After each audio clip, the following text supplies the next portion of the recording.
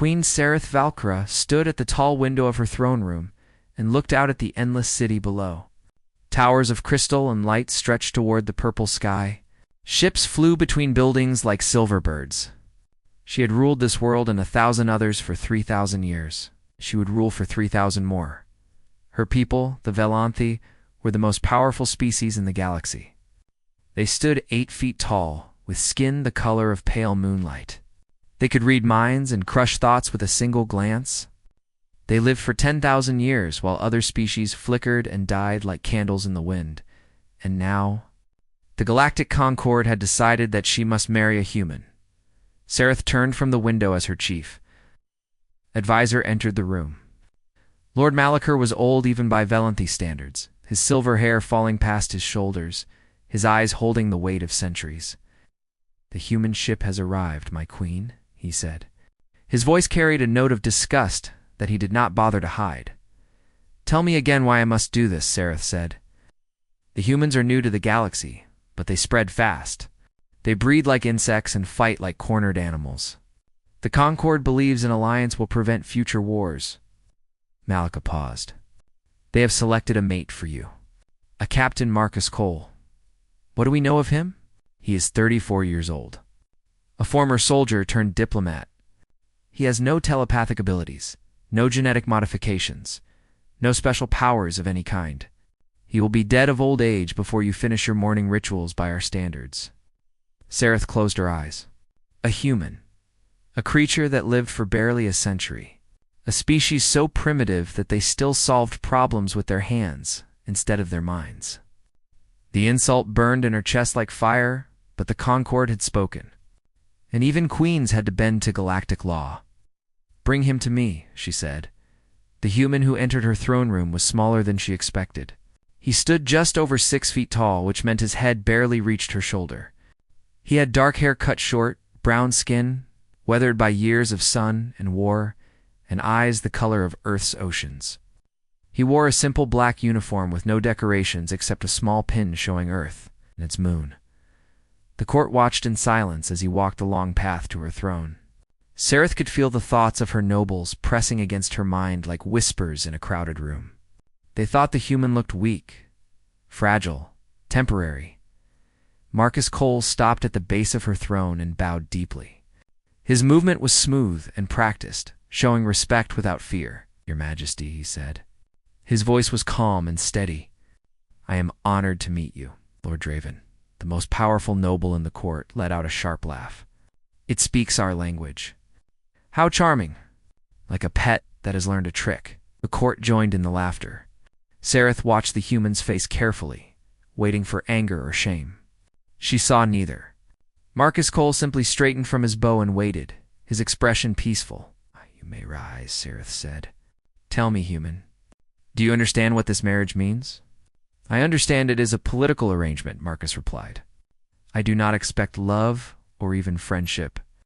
I expect only the chance to serve the alliance between our peoples." "You will be mocked," Sereth warned him.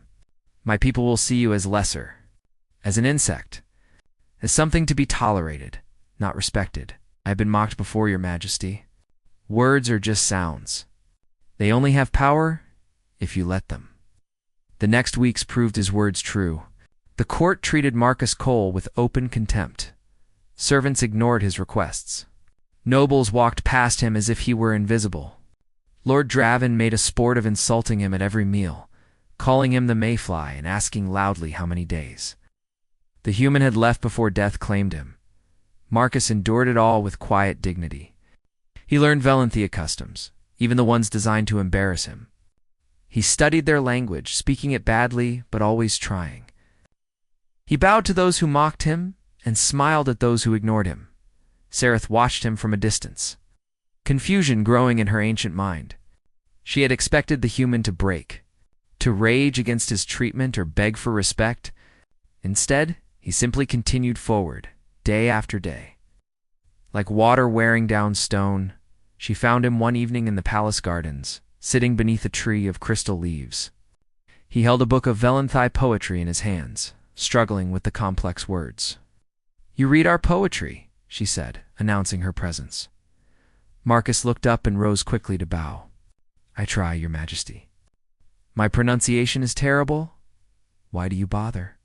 My people have made it clear they do not want you here. He considered the question before answering. Because your poetry is beautiful. Because understanding a culture means understanding what it finds beautiful. And because I have nothing better to do with my evenings than improve myself. Sereth sat on a nearby bench. An action so unexpected that Marcus stared at her for a moment before sitting back down. You are strange, she said. Your people conquered star systems. They fought wars against species far older than themselves. Yet you bow to servants who spit at your feet. Bowing costs me nothing, Marcus said, and I have learned that the loudest voices rarely matter when the silence finally breaks. What does that mean? He smiled slightly. It means that I am patient, Your Majesty. It means that I know my own worth, even if others do not. And it means that one day, when something real happens, something that tests what people are truly made of, the ones who mocked me will discover that words are just noise. He paused. But actions leave marks that never fade. Sereth studied him for a long moment. She could not read his mind. Humans had no telepathic presence at all. They were blank spaces in a universe of thoughts. She had always found this disturbing, but now she wondered if it was something else entirely. Our wedding is tomorrow, she said. I know. I will not share your bed. This marriage is political only. I understand. I expect nothing from you except tolerance. She rose to leave, then stopped. You are not what I expected, Marcus Cole. Few things ever are, Your Majesty. She left him there in the garden, reading poetry he could barely understand, surrounded by a people who despised him. And for the first time in centuries, Queen Sereth Valcora felt something she could not name. It might have been curiosity, or it might have been the first crack in a wall she had built. Around her heart, 3,000 years ago, 3 months passed since the wedding, and nothing in the palace had changed. The nobles still mocked Marcus Cole behind his back, and sometimes to his face. The servants still treated him like furniture. Lord Draven still called him the mayfly at every opportunity. But Sereth had begun to notice things she had not seen. Before, she noticed how Marcus helped the kitchen workers carry heavy supplies without being asked. She noticed how he learned the names of every servant in the palace, even the ones who refused to speak to him. She noticed how he spent hours in the library, reading not just poetry, but history and science and philosophy. She noticed that he never complained. Not once, not even when Lord Draven accidentally spilled wine on his clothing at a formal dinner. Not even when a young noble challenged him to a mind duel, knowing full well that humans could not participate. Could protest, Sereth told him one morning, as they walked the crystal corridors. You have the right as my consort to demand respect. Demanded respect is no respect at all, Marcus replied. Real respect is earned, and I have not yet had the chance to earn it. Before she could respond, a messenger rushed toward them, his face pale with fear. My queen. The Verax hegemony has moved their fleet to the border. Admiral Dexel demands a meeting of the High Council immediately. The Verax were ancient enemies of the Volanthi. Their empire bordered the Dominion, and for centuries they had watched and waited for any sign of weakness. Their warriors were brutal, their weapons advanced, and their hatred of the Volanthi burned as hot as any star. Sereth rushed to the council chamber with Marcus following behind. The great circular room was already filled with nobles, admirals, and advisors, all of them shouting over each other in rising panic. They have 200 warships at the border, one admiral yelled. Our defenses are not ready. Another cried, we should negotiate. Offer them the outer colonies as a buffer. Lord Draven's voice cut through the chaos like a blade. Perhaps this is the price we pay for contaminating our bloodline with human weakness. The room went silent. Every eye turned to Draven, then to Sereth, then to Marcus. Draven stepped forward, his tall form casting shadows across the floor. The galaxy watches us, and what do they see? A queen who married a creature that will be dead before the century ends. A dominion led by someone who chooses mayflies over her own kind. Careful, Draven, Sereth warned. Her voice was cold, but inside her heart had begun to race. Careful. Draven laughed. I have been careful for too long. We all have. It is time for new leadership. Stronger leadership. Leadership that will not bow to the demands of inferior species. He attacked without warning. The telepathic assault slammed into Sereth's mind like a hammer. She had always known Draven was powerful, but she had never felt the full force of his mental strength. It was like standing beneath a waterfall of pure hate. Her shields cracked. Her thoughts scattered. She staggered backward, nearly falling. The court watched in horrified silence. No one moved to help her. No one dared challenge Draven's power. They all knew that whoever intervened would face the same fate. Draven advanced slowly, savoring his victory. Submit, Sereth. Kneel before me, and I will spare your life. You can live out your remaining millennia as a footnote in history. Sereth tried to rebuild her mental walls, but Draven's pressure was too strong. She could feel her defenses crumbling, feel her thoughts being pulled apart like threads from old cloth. In moments, he would break her completely. Then Marcus Cole stepped between them. Enough. The word was quiet. There was no telepathic power behind it, no mental force. It was just a sound, just vibrations in the air. But something in that single word made Draven pause. Move aside, Mayfly, Draven growled. This does not concern you? Oh, she's my wife, Marcus said. That makes it my concern. You cannot stop me. You cannot even touch my mind. You are nothing. Marcus did not move. He stood perfectly still, his arms at his sides, his eyes locked on Draven's face. There was no fear in his expression. No anger, no desperation, just calm, absolute certainty. You are right, Marcus said. I have no telepathy. I cannot attack your mind or defend against your powers. To you, I am completely blank. You cannot sense my intentions. You cannot predict my movements. You cannot feel my emotions or read my thoughts. Took a step forward. Every Volantha you have ever faced, you could see inside their head.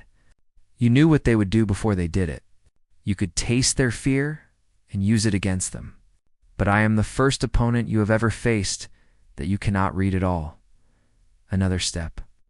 Tell me, Lord Draven, in all your centuries of life, have you ever fought an enemy you could not predict?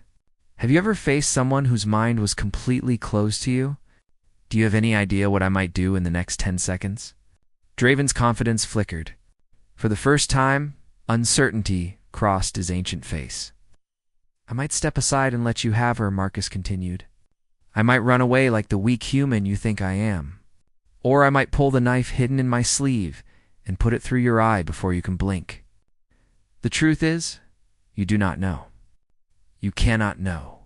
And that terrifies you, doesn't it? The room had gone completely silent. Every noble, every advisor, every guard held their breath. Your telepathy is not a strength right now, Marcus said. It is a weakness. You have relied on it for so long that you have forgotten what it feels like to face true uncertainty. But I live with uncertainty every day of my short life. It does not frighten me. It makes me sharp. He smiled, and there was something dangerous in that smile. So go ahead, Lord Draven. Attack me. But know that the moment you focus your mind on me, my wife will strike. And if you keep your attention on her, I will move. You cannot watch us both. You cannot predict us both. And you cannot stop us both. Draven looked at Marcus. Then at Sereth, who had used the distraction to rebuild her mental shields. Then back at Marcus. For a long moment, no one moved. Then Lord Draven stepped backward. This is not over, he hissed. No, Marcus agreed. But it is over for today. And today is all that matters. Draven swept from the chamber, his followers trailing behind him. The remaining nobles stared at Marcus Cole, as if seeing him for the very first time. Sereth reached out and touched his shoulder. Her hand was trembling. You could have died, she whispered. Maybe, Marcus said, but so could you. And where I come from, you do not stand by while someone you care about is being hurt. She stared at him. This small, fragile creature who had just faced down the most powerful telepath in the Dominion with nothing but words and will. Are you? She asked. Marcus Cole smiled. I am human. And this is what we do. The palace was quiet that night. Lord Draven had retreated to his estates outside the city, and his supporters had gone with him. The threat of the Verax fleet still hung over everything like a dark cloud. But for one evening, the court was at peace. Sereth found Marcus in the Crystal Gardens again. He sat on the same bench as before, but this time he was not reading. He simply stared up at the stars, his face calm and thoughtful. May I join you? She asked. He looked up, surprised. Of course, Your Majesty, sat beside him, closer than she had ever sat before. For a long moment, neither of them spoke. The crystal leaves above them caught the starlight and scattered it like diamonds. You knew Draven might kill you, she finally said. One thought from him and your brain would have been destroyed. No human could survive that. I knew, Marcus agreed. Then why did you do it? He considered the question carefully before answering. How old are you, Sereth? If you do not mind me asking, it was the first time he had used her name without her title. She found that she did not mind. 3,247 years, she said. And how much longer will you live? Another 7,000 years, perhaps? If I am careful, Marcus nodded slowly. I am 34 years old. If I am very lucky, I might see 100. More likely, I will be gone by 80. He paused. That means I have maybe 50 years left. To you, that is nothing. A blink. A single breath. It seems very short, Sereth admitted. It is short. Every human life is short. We are born, we grow, we struggle, we love, and then we are gone. The universe continues without us, and eventually no one remembers we existed at all. That sounds terrible. Oh. Marcus smiled. It sounds terrible to you because you have so much time. But to us, it is simply the truth. And that truth changes everything about how we live. He turned to face her directly, and she saw something in his eyes that she had never noticed before. It was not sadness or fear. It was fire. A burning intensity that seemed to glow from somewhere deep inside him. When you have forever, every decision can wait. Every choice can be delayed. You can spend centuries thinking about what to do, because there will always be more time tomorrow. But when you have 50 years, or 40, or 10, you cannot afford to wait. You must act. You must choose. You must live every moment as if it matters, because it does. So you risked your life because you have so little of it. I risked my life because I could not waste time being afraid. Fear is a luxury for people who have centuries to recover from their mistakes. I do not have that luxury. So when I saw Draven hurting you, I did not stop to calculate the risks. I did not wonder if it was wise. I just moved. Sereth struggled to understand. Her entire civilization was built on careful thought and long planning. The Valanthi did not rush into anything. They considered every angle, every possibility, every consequence stretching thousands of years into the future. The idea of acting on instinct, of trusting the moment, was foreign to her in a way that went deeper than culture or custom. Is that why humans fight so fiercely? She asked. Because you have nothing to lose? No. We fight fiercely because we have everything to lose. Every moment is precious. Every day is a gift. Every person we love could be gone tomorrow. So we hold on tight, and we never let go without a struggle. He looked back up at the stars. There is a saying on Earth. It goes, "It is better to burn bright than to fade away." My people do not have time to fade away. We must burn. We must shine. We must leave our mark on the universe before our candle goes out. Sereth felt something stirring in her chest. She had lived for over 3,000 years, and in all that time, she had forgotten what it felt like to burn. She had become careful, cautious, calculating. She had built walls around her heart and her throne and her world. And she had convinced herself that this was wisdom. But looking at Marcus Cole, she wondered if it was really just fear. Fear of loss. Fear of pain. Fear of caring about something that might be taken away. Tell me about Earth, she said softly. Marcus smiled. What do you want to know? Everything. Tell me about your people, your history, your wars, and your wonders." So he told her. He spoke of civilizations that rose and fell within the span of a single Valanthi lifetime. He spoke of pyramids built by hands that had been dust for 4,000 years in cathedrals, designed by men who knew they would never see them finished. He spoke of artists who created beauty knowing they would die before the world recognized their genius, and scientists who spent their whole lives chasing answers they would never find. He spoke of love, of humans who devoted themselves to partners they would only know for decades instead of millennia, of parents who sacrificed everything for children who would grow old and die while the stars barely moved, of friends who held each other through grief and loss and still found the courage to open their hearts again. "We know it will end," Marcus said. "Every love, every friendship, every bond we form, we know from the very beginning that death will take it all away. And we do it anyway. We love anyway. We hope anyway. Because the alternative is to feel nothing, and that is worse than any loss." Sareth realized she was crying. The tears surprised her. She had not cried in 500 years. "You think we are strange," Marcus said gently. "Our short lives, our desperate intensity, our refusal to accept limits. But maybe you have it backward. Maybe living forever has cost you something precious. Maybe you have forgotten how to feel things fully because you have too much time to feel them." She wiped her eyes and looked at him. This small, fragile creature who would be gone in a heartbeat by her standards. This man who had walked into her court knowing he would be despised and had never once lost his dignity.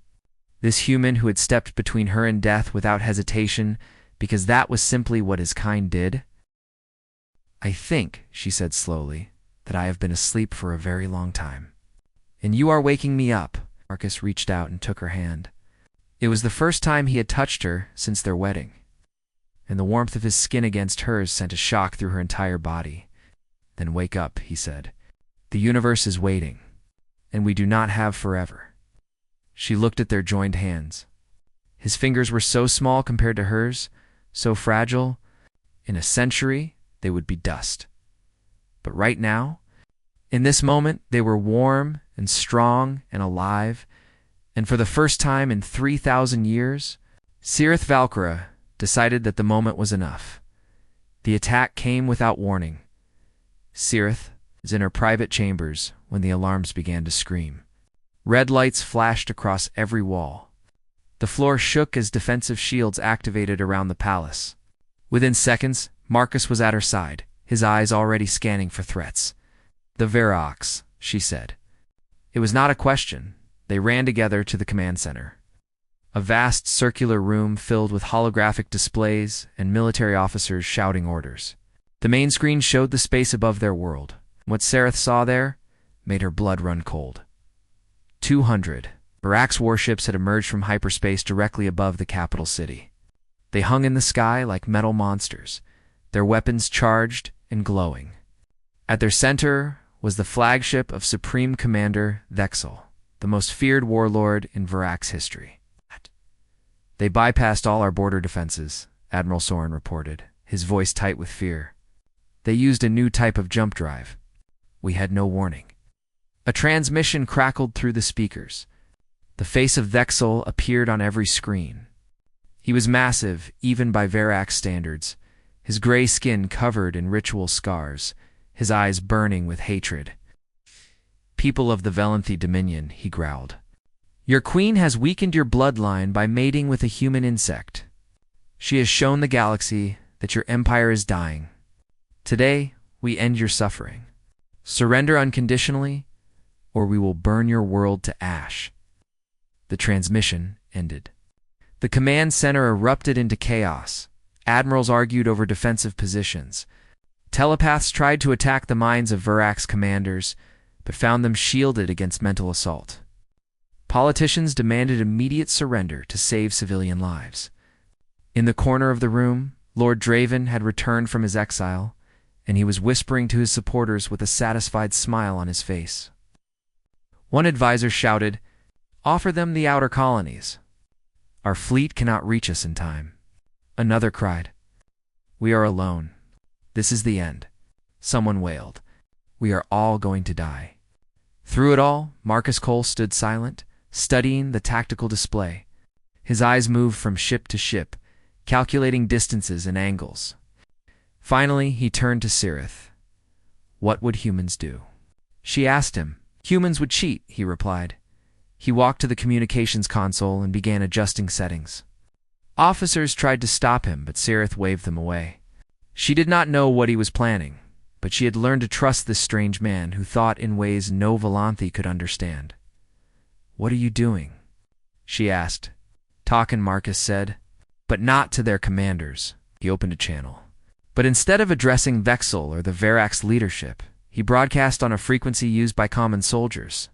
His message went to every ship in the enemy fleet, to every warrior waiting for orders, to every young Verax who had been told that today they would destroy an empire. My name is Marcus Cole, he said. I am the human that your leaders have been laughing about. The insect. The mayfly. The weak creature who married a Volanthi queen. I know you have been told that this battle will be easy, that the Volanthi are soft, and that humans are nothing. Let me tell you a story. The command center had gone quiet. Even Lord Draven stopped whispering to listen. 3,000 years ago on my homeworld, there was a place called Thermopylae. An army of 1 million soldiers marched to conquer a small nation. All that stood in their way were 300 warriors. Just 300 against 1 million. The math said they should have been crushed in minutes, but those 300 men held that pass for 3 days. They killed 20,000 enemies before they fell, and their sacrifice gave their people time to rally and eventually win the war. Marcus paused, letting the story sink in. 500 years ago, on a beach called Dunkirk, an army was trapped.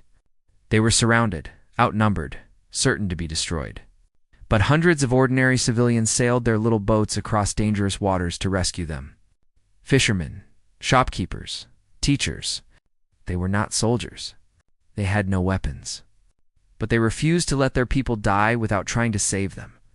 He looked directly at the main screen, as if he could see through it to the Verax warriors listening on the other side. 80 years ago, a man named Desmond Doss walked onto a battlefield where hundreds of his friends lay wounded and dying.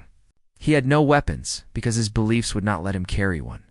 He was just one man, completely alone, with enemy soldiers hunting him in the darkness. But he crawled through that battlefield all night and carried 75 wounded men to safety on his back. One at a time, 75 times he went back into that hell. Marcus's voice hardened. This is what humans are. We are not strong like the Volanthi. We do not live long. We cannot read minds or crush thoughts. But we have something your people have never understood. We do not know when to quit. We do not accept impossible odds. We do things that make no sense because no one ever told us we could not do them. He stepped closer to the microphone. Your commanders think they have already won. They think the Volanthi are too careful to strike first, too wise to take risks. They think this battle will be easy because it always has been before. But they forgot one thing. The Queen married a human, and humans do not fight the way anyone expects. A strange smile crossed his face. Right now, I am about to do something that will change this battle completely. I do not know what it is yet. I am making it up as I go. That is what humans do. We improvise, adapt. We find solutions that no one else can imagine because we do not think in straight lines. Your commanders cannot predict what I will do next, because I do not know myself. And that makes me the most dangerous thing your fleet has ever faced. He turned to Sarith and nodded. She understood immediately. While Marcus had been talking, her admirals had been watching the enemy fleet. And they had seen something remarkable. The Verax ships were hesitating. Soldiers who had been certain of victory were now uncertain. Commanders who had expected a quick surrender were now wondering what trap they had walked into. Fear. Real fear, spreading through the enemy like a disease. All ships, Sarith commanded, her voice ringing with authority.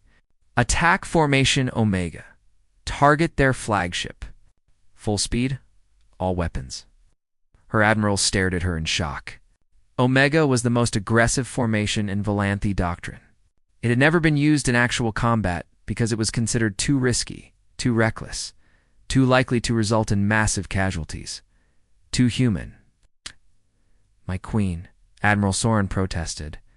That maneuver could destroy half our fleet. Then we will destroy their fleet first, Sareth replied. The human is right.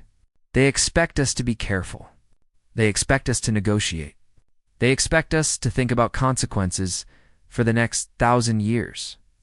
Today, we will teach them that expectations can kill. The Volanthi fleet surged forward.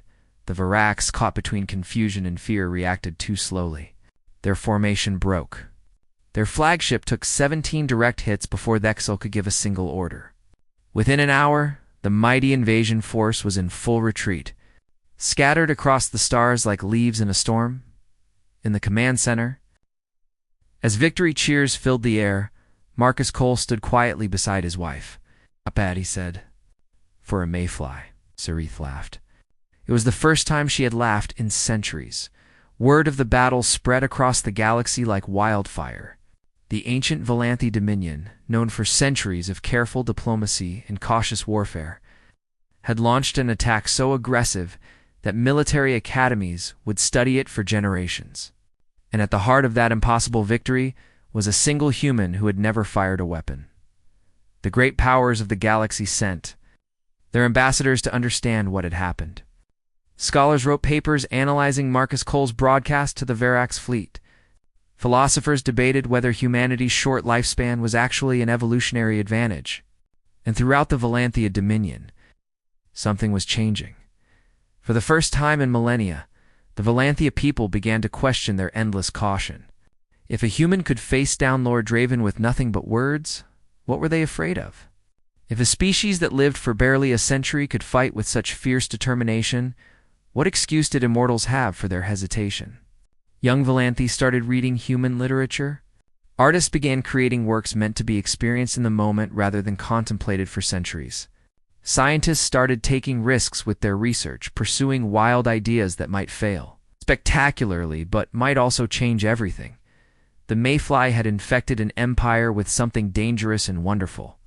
He had infected them with urgency. 1 month after the battle, Lord Draven requested an audience with the Queen.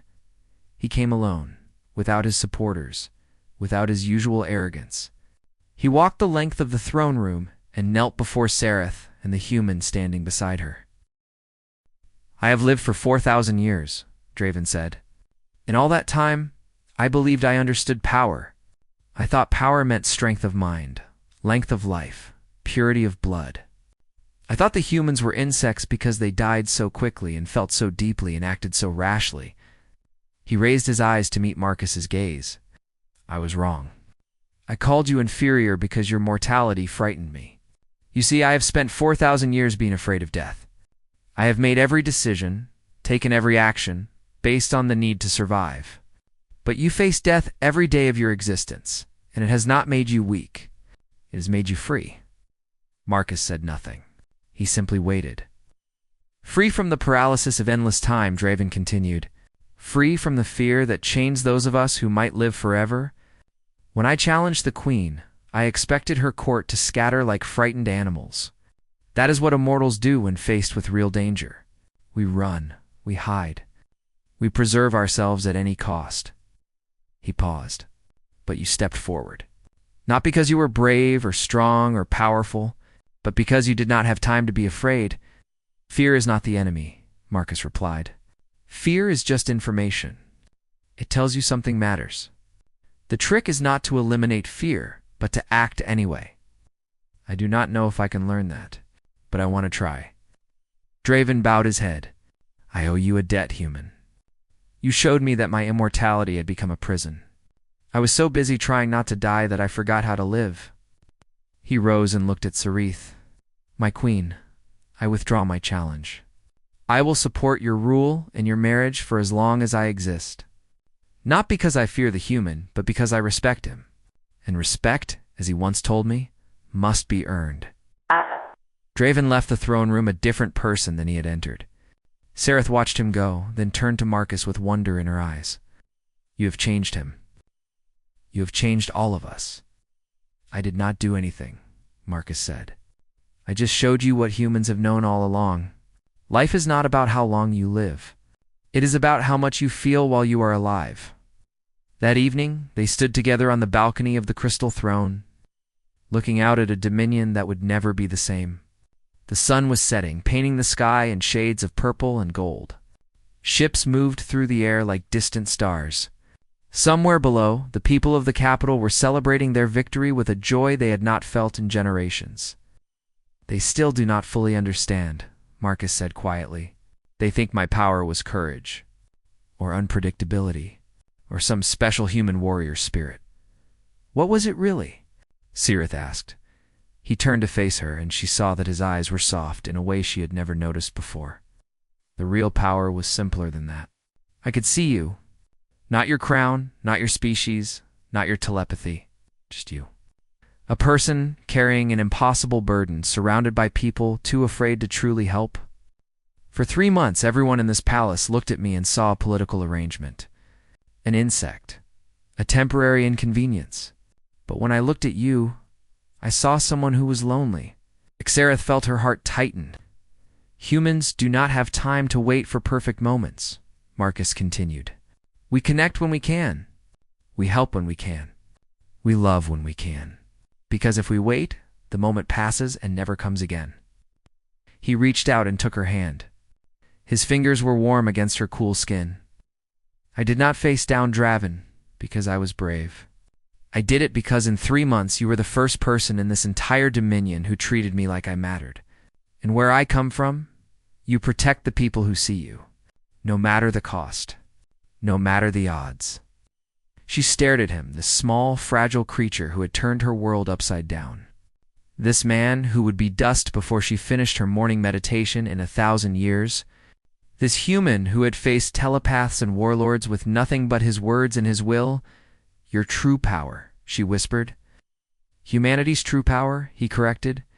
"We do not have time to be careful with our hearts. So we give them away completely and trust that it will matter, even if we are not around to see how the story ends." She felt tears forming in her eyes for the second time in 500 years. "I do not want you to die," she said. "I have only known you for a few months, and already I cannot imagine this palace without you. How am I supposed to spend the next 7,000 years missing you?"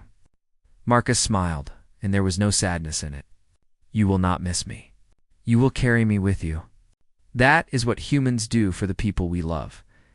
We leave pieces of ourselves behind, little fragments of who we were, and those pieces become part of the people who knew us.